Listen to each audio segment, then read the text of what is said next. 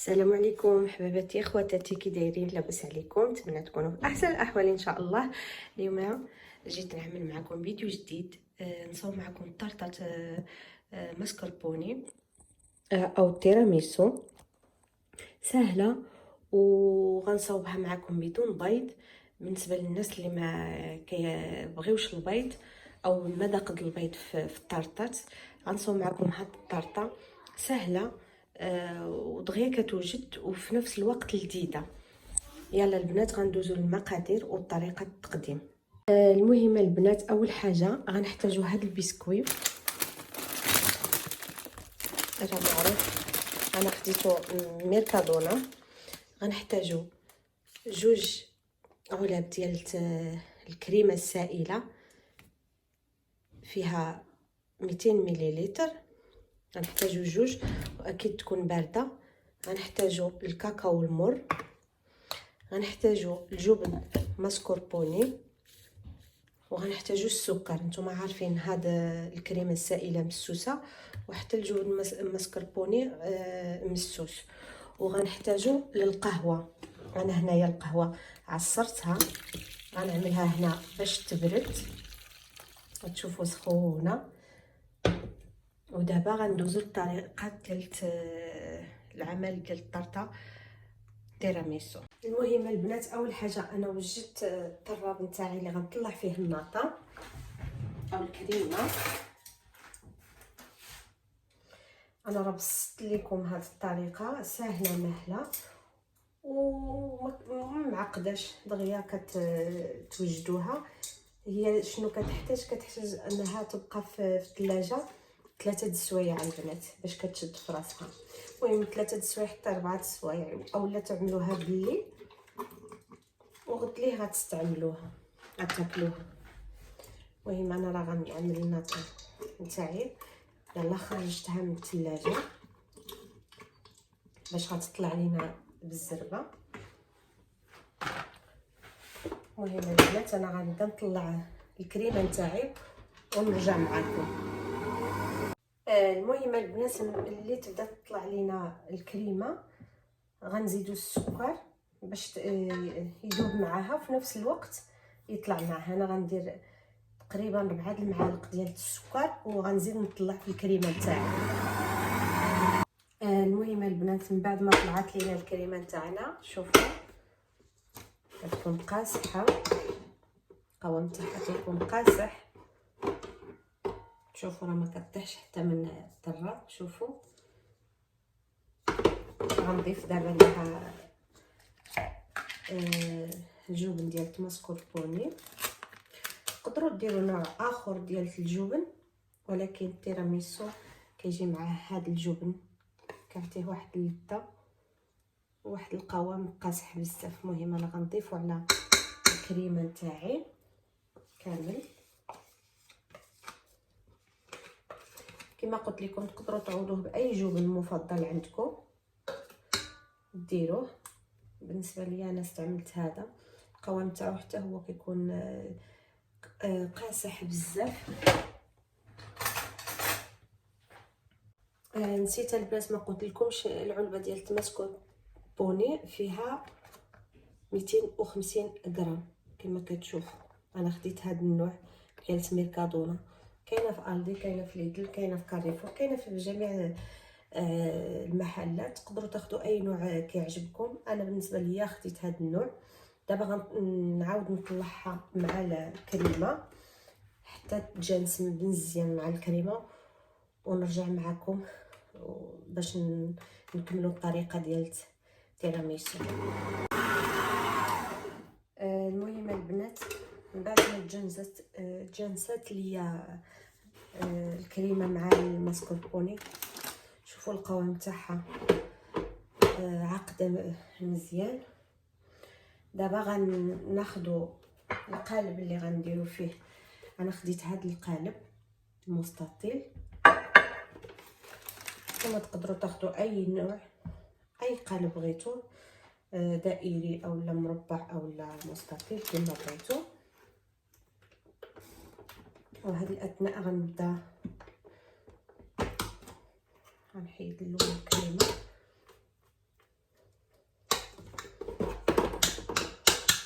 شوفوا البنات كيفاش كتجي قاصحه بزاف. المهم البنات من بعد ما وجدنا كلشي انا خديت البسكويت نتاعي، غنبدا نخلي كما قلت لكم القهوه حتى تبرد. المهم انا راه ولات دافيه، وغنغمسوها في ديك القهوه ونستفوا البسكويت نتاعنا على الشكل طولي. بالنسبه القهوه ضروري البنات تكون القهوه ماشي نسكافيه او قهوه سريعه الذوبان، لا القهوه اللي كنفطروا بها. انا عصرتها ودابا غنبقى نغمسها في القهوه ونستفها. نتوما عارفين هذا البسكويت راه دغيا كيشرب، تخليوش بزاف في القهوه، غير غمسوه وخرجوه ونستفوه كما واضح لكم في الصور اولا في الفيديو. انا غنكمل على هذه الطريقه كامله حتى ندير الطبقه ديال البسكويت في الطبق ديالي كامل. عاد غندوزو المرحله ديال الكريم. كما كتشوفوا البنات من بعد ما ستفت البسكويت تاعي كامل في القالب، دابا غناخذ الكريمه نتاعي حتى هي وغنوضعها كطبقه ثانيه فوق البسكويت.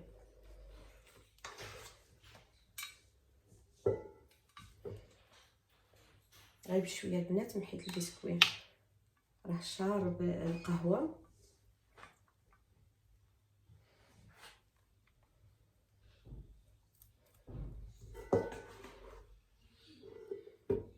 تحاولوا نغطيو له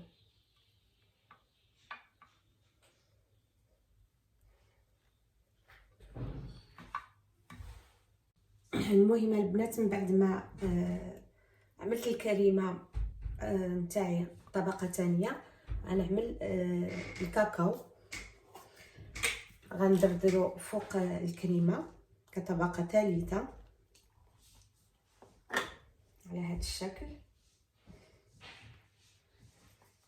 كما كتشوفوا كامل.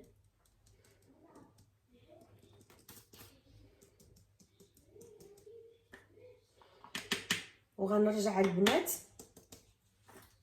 بنفس الطريقه الاول، غنبدا بالبسكويت حتى هو نفس الطريقه